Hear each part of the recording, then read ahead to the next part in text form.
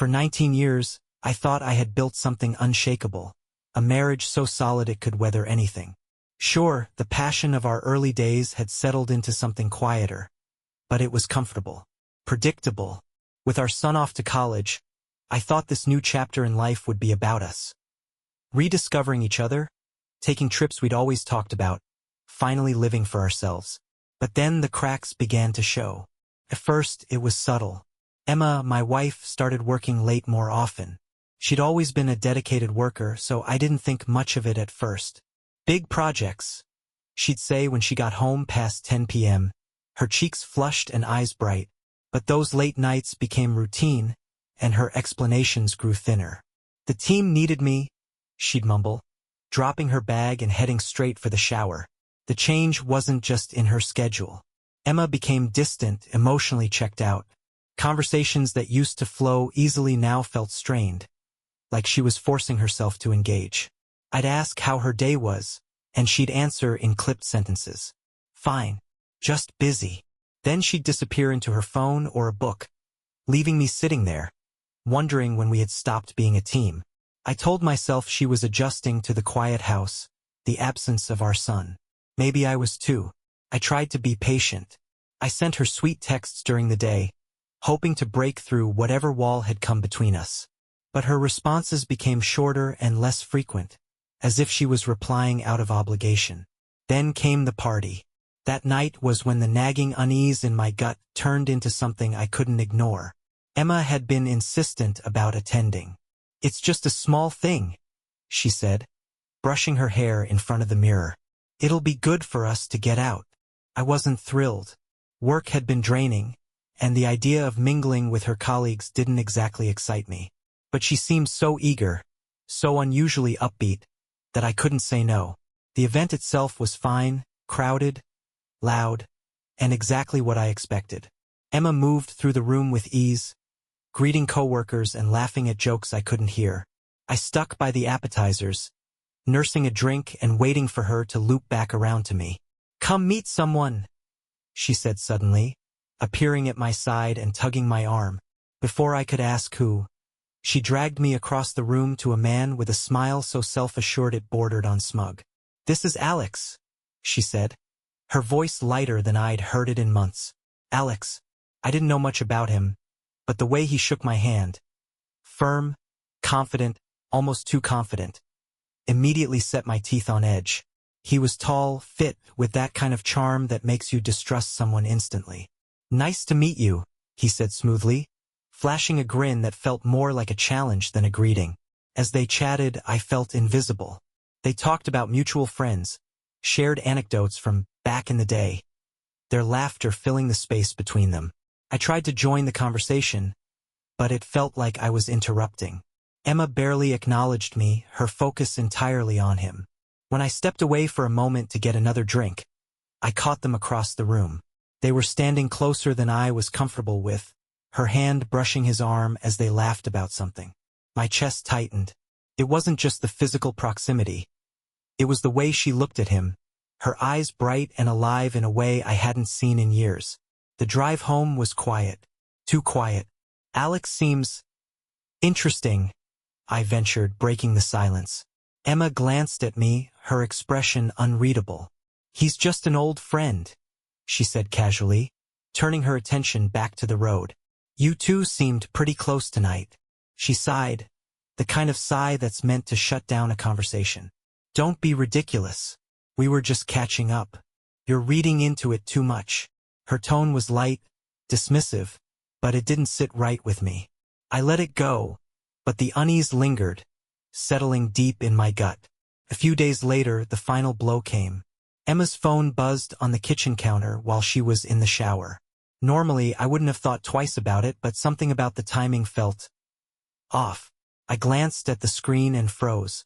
It was a confirmation email for a hotel reservation, a boutique place just a few miles from our house. She hadn't mentioned any upcoming trips, let alone one so close to home. My heart pounded as I stared at the screen, my mind racing to make sense of it. Why would she book a hotel nearby? Who was she meeting? When Emma came downstairs, I tried to keep my voice steady. "Hey, Did you book a hotel? Her reaction was instant and too controlled. Oh, that's for a work retreat, she said quickly, avoiding my gaze. I thought I told you about it. She hadn't. That night, as Emma slept peacefully beside me, I lay awake, staring at the ceiling. My thoughts spun in circles, replaying every detail of the past few months. The late nights, the distance, the friend at the party. It all added up, even if I didn't want to believe it. The woman I had loved for nearly 2 decades was hiding something, and I was done ignoring the signs. The morning after I saw the hotel confirmation email, I couldn't shake the gnawing feeling in my gut. Emma acted like everything was normal, sipping her coffee and scrolling through her phone, as if she wasn't hiding a secret that could shatter our life. I tried to match her calm, but inside, my thoughts churned. I told myself I was being paranoid, that I had no proof of anything. But paranoia doesn't feel like a punch in the chest every time you catch someone smiling at their phone. Paranoia doesn't keep you awake at night, watching the person you love breathe peacefully while you wonder if everything you've built together is a lie. That afternoon, I decided I needed answers. Real answers. At an electronics store, I bought a small GPS tracker, the kind people use to monitor their teenagers or misplaced luggage. The clerk asked me if I needed help setting it up, but I waved him off, barely able to make eye contact. This wasn't who I was, but I felt like I had no choice. That night, I waited until Emma went to bed. She had left her keys on the counter, as usual. My hands were shaking as I attached the tracker to the underside of her car. I told myself it wasn't crossing a line. It was finding clarity. The truth, whatever it was, would set me free. Over the next few days, I became obsessed with the tracking app on my phone. At work, I checked it constantly, watching her car's little icon move from home to work and back again. Nothing seemed out of the ordinary, and I started to feel foolish. Maybe it really was all in my head. But then came Friday. Emma told me she was meeting some coworkers for dinner after work. "Don't wait up," she said, grabbing her purse. Her tone was casual, almost indifferent, but something about the way she avoided eye contact made my stomach churn. As soon as her car pulled out of the driveway, I opened the app. Instead of heading toward the restaurant district, her car stopped in a quiet residential area on the other side of town. It was an address I didn't recognize, and it definitely wasn't a restaurant. I sat there staring at the screen, my heart pounding in my chest.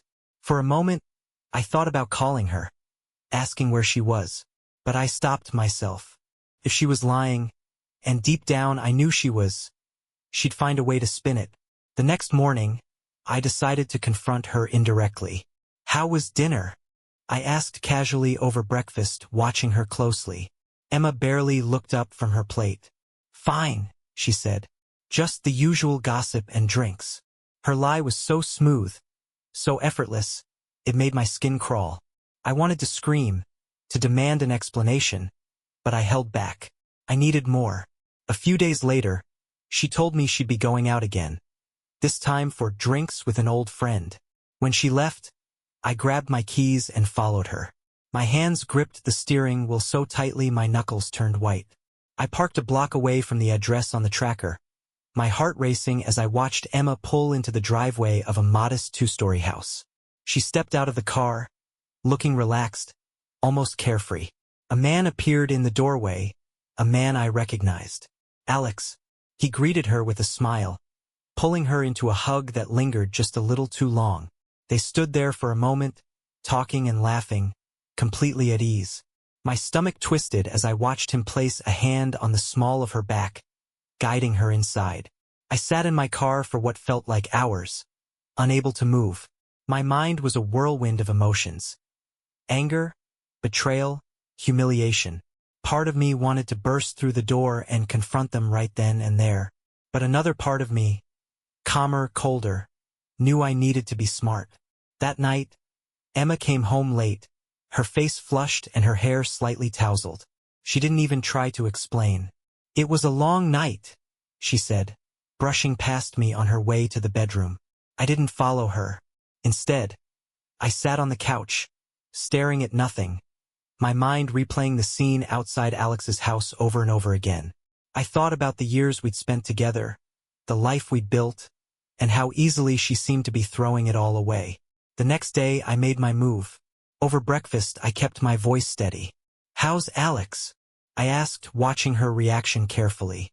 Emma froze, her fork hovering midair. "What are you talking about?" she asked, her tone defensive. "I know about the house," I said calmly. "I know about the time you've been spending with him."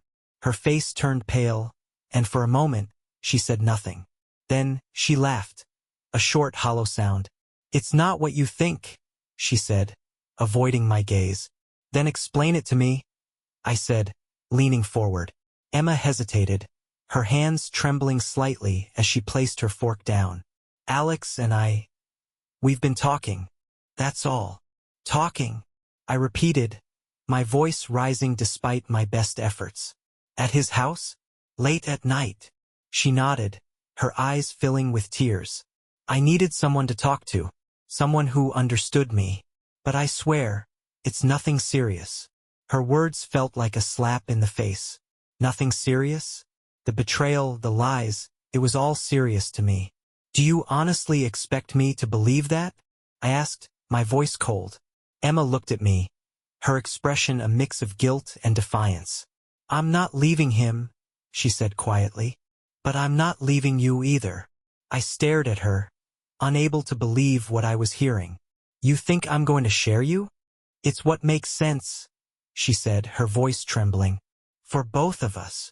I stood up, my chair scraping loudly against the floor. "No," I said firmly. "Not for me." Her face crumbled, but I didn't care. In that moment, I knew our marriage was over. The confrontation at breakfast left a heavy silence hanging in the house. Emma tried to carry on as if nothing had happened, but I couldn't unsee the cracks in our life. Every glance she gave me felt like it was hiding something. Every word she spoke like another layer of deception. I wasn't just hurt anymore, I was angry. I needed the full truth, and I wasn't going to stop until I had it. I started digging. The first thing I did was talk to the people around her. It wasn't easy. I felt like I was betraying some unspoken rule, invading her privacy in a way I never thought I'd have to. But she'd crossed a line first. I reached out to a coworker of hers, someone I'd met a few times at office events. "Hey, just curious," I said over the phone, forcing a casual tone.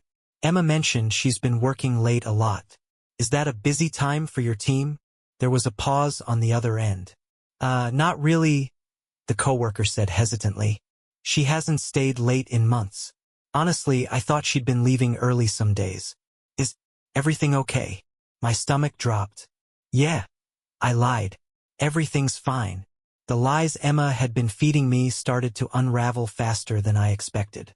I went to our building's security guard, Mr. Collins, a cheerful older man who always greeted me by name. When I mentioned that Emma had been working overtime, he gave me a confused look. "Overtime? I've seen her leave around 4:30 some days," he said. That's when he dropped the bomb. "Oh, wait, are you talking about that guy who visits her? The one with the black sedan? I thought he was a friend of yours." I froze. "What guy?" I asked, my voice tight. Mr. Collins scratched his head. "He's been here a few times. I figured it was work-related since she's always dressed up when she goes out with him." The room spun around me. The pieces were starting to fall into place, and none of it looked good. That night, I waited until Emma fell asleep and grabbed her phone. She never locked it. Another sign, I thought bitterly, of how comfortable she'd gotten with lying to me. I scrolled through her messages, her emails, her social media. At first, it seemed clean, almost too clean. Then I remembered the trick I'd read online. Check the trash. There it was. A deleted email from Alex. "Last night was amazing. Can't wait to see you again. Same time Friday." My hand trembled as I read it, bile rising in my throat. She hadn't just lied to me. She had planned this, every step of the way. The next morning, I was done playing passive. "How's Alex?" I asked over breakfast, my tone icy. Emma looked up, startled. "Why do you keep bringing him up?" she snapped. "Because I know," I said, my voice steady despite the rage bubbling under the surface. "I know you've been lying to me. I know about the emails, the late nights, the house. Her face paled, and for the first time, she didn't have a response ready. I talked to Mr. Collins, I continued, leaning forward. He told me about the guy in the black sedan. Is that Alex too? Or are there more? Emma's eyes widened, and she opened her mouth to protest, but I held up a hand. Don't lie to me, Emma. I'm done with lies. She sat there in silence, her hands twisting in her lap. Finally, she spoke. It's not what you think, she whispered, the words almost inaudible. Then what is it? I demanded. Her voice broke as she replied. I didn't mean for it to happen. I needed someone to talk to. Someone who understood me. Understood you? I repeated, my voice rising. And that someone just happened to be Alex? In his house? Alone? Emma looked away, tears welling up in her eyes. It started as just talking, she admitted. But, yes, it's more than that now. The words hit me like a physical blow. For months, I had been piecing together the puzzle, trying to convince myself that maybe I was wrong. But hearing it from her own lips made it real. Why? I asked, my voice breaking despite my best efforts to stay strong. Why would you do this? Emma shook her head. I don't know, she said, her voice trembling. I didn't plan it. I never wanted to hurt you. Never wanted to hurt me? I repeated, my voice dripping with disbelief. Do you hear yourself? Every time you left this house, every time you looked me in the eye and lied, you made a choice. Don't tell me you didn't mean to hurt me. She started crying then, but I didn't care. Her tears couldn't undo the damage she'd done. I'm done, I said finally, standing up from the table. You made your choice, Emma. Now I'm making mine. She stared at me, her eyes wide with fear. What does that mean? It means this marriage is over, I said, my voice steady despite the storm raging inside me. And this time, I'm not going to let you manipulate me into staying. Emma tried to protest, but I didn't stay to listen. I grabbed my jacket and walked out the door, leaving her sobs echoing behind me.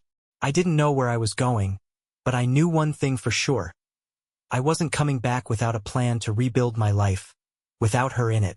I spent the night driving aimlessly, my mind racing as I tried to process everything. Every detail I had uncovered, every lie Emma had told me, replayed in my head like a broken record. It was like a floodgate had opened, and every suppressed emotion I'd buried for the sake of keeping our marriage afloat came rushing to the surface. By the time I returned home the next morning, I had made up my mind. There was no saving this. No amount of apologies or tears could undo what she'd done. I had to act, and I had to act decisively. The house was quiet when I walked in. Emma was sitting at the kitchen table, her eyes swollen and red, a half-empty cup of coffee in front of her. She looked up as I entered, her face a mix of relief and fear. I thought you weren't coming back, she said softly. I came back to talk, I replied, my tone cold and distant. But not about saving this marriage. That ship has sailed.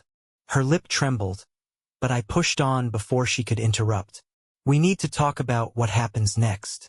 About dividing everything and moving on. Because I'm done, Emma. I can't do this anymore. Please just listen, she begged, standing up. I know I made mistakes, huge mistakes, but it doesn't have to end like this. We can fix this. Fix this. I echoed, incredulous. How, Emma? By pretending none of this happened?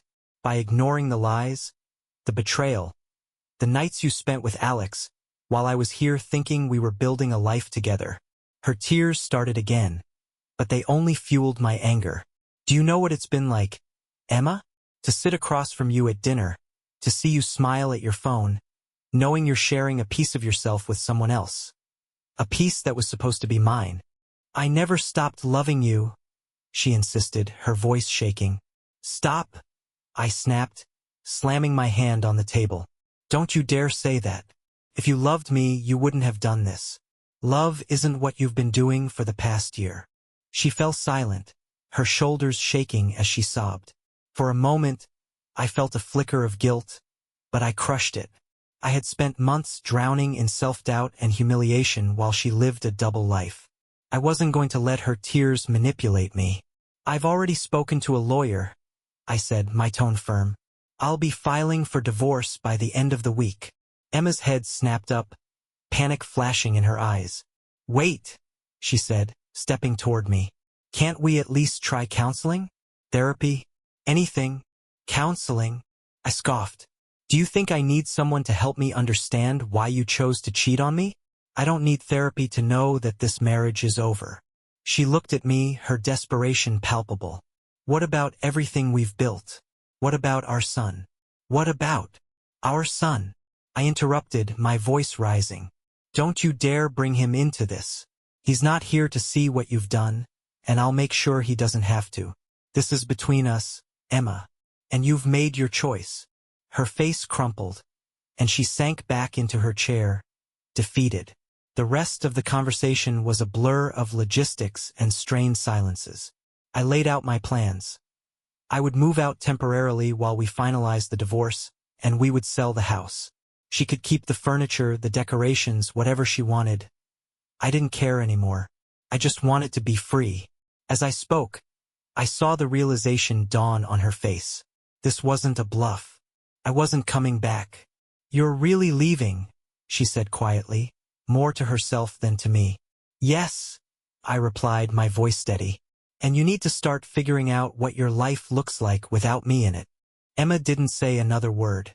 She just sat there, staring at the table, as I gathered a few belongings and walked out the door.